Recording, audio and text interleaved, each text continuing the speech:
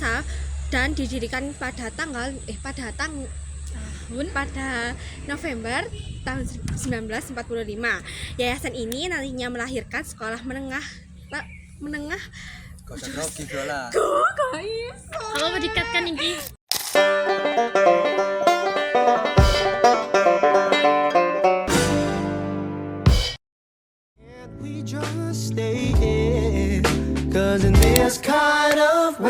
Saya Marvisha Tirza Ganova sebagai host. Saya Nazila Tulmanafalia sebagai Nat. Saya Viola Kanurus sebagai Nat.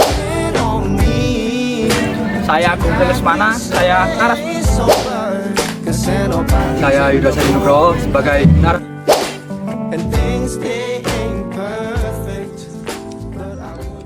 Hai teman-teman, gimana nih kabar kalian? Apalagi sekarang udah kelas 12.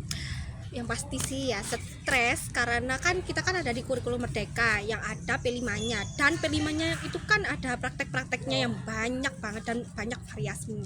Ya nggak? Bener nggak? Bener, bikin pusing kan? Bener banget, apalagi kan ditambah pulang-pulang sore juga, tugas-tugas dari guru, belum lagi kerja kelompok juga kan. Nah, apalagi kemarin tuh habis pelantikan presiden. Pasti juga kan kabinetnya juga baru, menteri pendidikannya juga baru. Nah, katanya tuh ujian nasional bakal ada lagi tahun depan. Waduh, bisa-bisa tambah stres ini. Stres banget. Sudah kurikulum Merdeka, ada P5-nya, ditambah lagi tahun depan ada UN. Waduh. Bener-bener sih, bener banget. Kan kali ini kita membahas tentang sejarah nih. Sejarah. Apa sih tips dari kalian agar pembelajaran sejarah itu tidak ribet? Mungkin ya kalau dari aku itu mungkin pembelajarannya bisa disambi dengan main games, itu kan biar kan gak jenuh kan, soalnya sejarah kan banyak menghafalnya kan. Terus mengerjakan tugas sambil berkelompok, seperti P5 kan ada sering berkelompoknya kan. Nah, kalau dari aku sendiri sih, karena di sejarah itu banyak membahas, ya bukan banyak sih, pasti membahas hal-hal yang ada di masa lampau. Ya. Pasti kan juga tertera tahun-tahunnya berapa. Nah, itu kita bisa bikin poin-poin atau timeline dari tahun-tahun tersebut, sehingga kita lebih mudah buat menghafalinya sendiri di rumah. Benar-benar. Kali ini kami akan membahas mengenai revolusi nasional yang ada di Indonesia, di mana tokoh-tokoh perjuangan di Indonesia ini sangat bersemangat untuk memerdekakan negara kita. Di sini kita akan membahas mengenai peran, di mana peran yang sangat luar biasa. Peran yang sangat luar biasa dari tokoh-tokoh dan masyarakat yang ada di Indonesia. Kan peranan yang ada di Indonesia itu ada banyak kan, dimana salah satunya ada juga peran perempuan, ada juga sastrawan, dan juga pelajar dan mahasiswa. Masih juga banyak peran-peranan yang lain yang masih belum bisa kita sebutkan. Apa sih peran utama perempuan Indonesia saat masa revolusi? Oh, untuk peran perempuan, mereka tuh nggak cuma di balik layar aja loh. Selain jadi tulang punggung keluarga ketika suami mereka lagi berjuang, perempuan Indonesia juga aktif banget dalam berbagai bidang. Contohnya mereka itu ikut dalam mengobati para pejuang lewat palang merah, terus mendidik anak-anak untuk memberantas buta huruf, bahkan mengelola dapur umum untuk memastikan pejuang dan pengungsi agar nggak kelaparan. Dan juga beberapa dari mereka terlibat langsung dalam misi-misi berbahaya seperti mencari obat-obatan dan suplai logistik.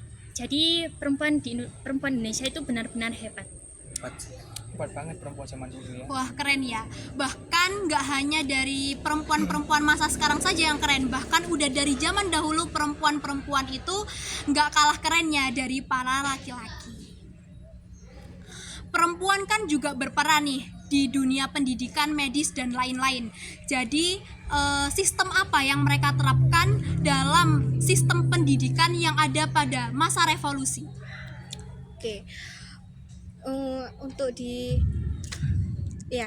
Salah satunya itu ada di Sulawesi Utara, tepatnya di Tondano.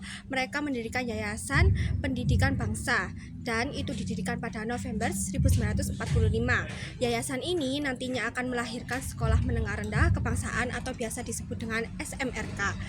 Dan para perempuan ini nggak cuma mengajar, tapi mereka juga menjadi ujung tombak buat memberantas buta huruf.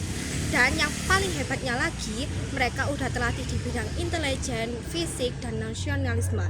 Jadi nggak cuma pintar, tapi mereka juga tangguh juga. Wah, perempuan zaman dulu seberapa bisa ya? Bener-bener gak habis-habis idenya. Bahkan tidak hanya perempuan saja, masyarakat Indonesia semuanya juga gak kalah keren dan semangat perjuangannya yang tinggi. Selanjutnya kan ada seniman dan sastrawan. Seberapa besar sih pengaruh seniman dan sastrawan ini pada revolusi pada saat masa penjajahan di Indonesia? Nah, peran seniman dan sastrawan itu gak kalah penting dari tentara maupun perempuan yang sudah dijelaskan barusan. Nah, mereka itu dapat mengobarkan semangat para masyarakat melalui media-media sebagai propaganda maupun sebagai wadah untuk kritik dan apresiasi. Untuk sebagai media propaganda sendiri, mereka menciptakan lagu, contohnya di Maju Tak Gentar dan Sorak-Sorak Sorai karya Cornel Simanjuntak. Kemudian ada juga nih lukisan karya Sujojono, Avandi, Dula, dan Hendra Gunawan. Nah, untuk sebagai wadah kritik dan apresiasi, mereka itu kebanyakan menciptakan seperti puisi, mural, ataupun buku. Untuk puisi seperti Aku dari Khairul Anwar dan buku seperti Tenggelamnya Kapal Van der Wijk karya Abdul Malik Kamir Amirullah yang tidak hanya menceritakan masalah pribadi dari tokoh utamanya, tetapi juga menyindir dari pemerintahan Belanda yang kala itu bertindak sewenang-wenang karena mereka merasa memiliki kekuasaan yang paling hebat lah pada masa itu. Kan tadi disebutkan ada kritik dan apresiasi. Jadi apa sih maksud dari kritik dan apresiasi itu sendiri? Untuk kritik dan apresiasi itu sendiri, mereka seperti menciptakan misal mural.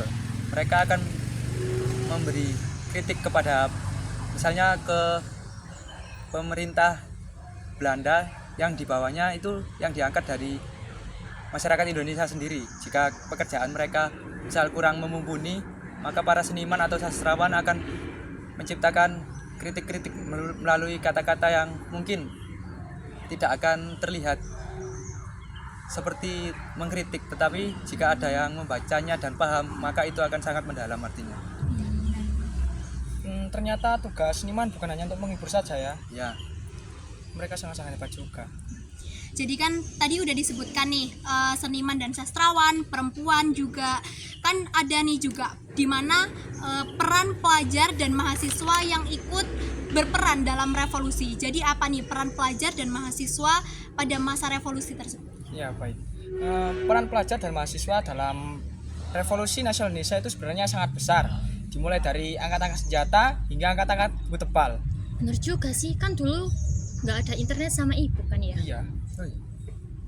Apalagi sekarang kan marak-maraknya AI di mana semua bisa diakses lewat AI. Karena kalau zaman dulu kan tidak ada ya. Iya, jadi zaman dulu serba manual sih. Pelajar zaman dulu juga lebih hebat ya kalau mencari materi atau pembelajaran.